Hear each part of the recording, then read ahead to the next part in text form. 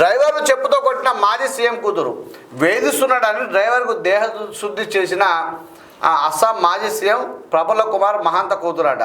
డ్రైవర్ను మోకాలపై కూర్చోబెట్టి చెప్పుతో కొట్టినమైనట. అస్సాం మాజీ ముఖ్యమంత్రి ప్రఫుల్ల కుమార్ మహాంత కూతురుకు సంబంధించిన వీడియో ఒకటి ప్రస్తుతం నెట్టింట వైరల్ అవుతుంది. వీడియోలో ఆమె వ్యక్తిని మోకాలపై కూర్చోబెట్టి చెప్పుతో కొట్టడం కనిపిస్తుంది.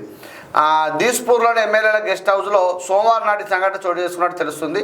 సదరు వ్యక్తి తన తండ్రి వద్ద గత కొన్నేళ్లుగా డ్రైవర్గా పనిచేస్తున్నట్టు మహాంత కుమార్తె తెలిపారు. అయితే నిత్యం మద్యం మత్తులో ఉండే అతను తనతో దుర్భాషలాడుతూ దురుసుగా ప్రవర్తించేవాడని ఆమె ఆరోపించిందట.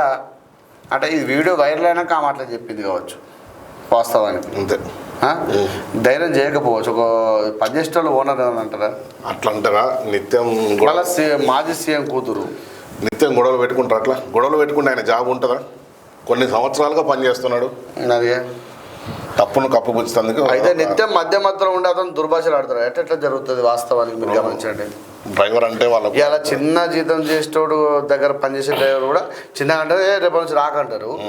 మాజీ సీఎం దగ్గర పనిచేసే వ్యక్తి కొన్నేళ్ళుగా పనిచేస్తూ అనేక సందర్భాల్లో దుర్భాషలు ఆడితే ఇలా ఆమె కళ్ళు తెరుచుకొని మోకాళ్ళపై కూర్చోబెట్టి చెప్పుతో కొట్టి బయటకు పంపించింది.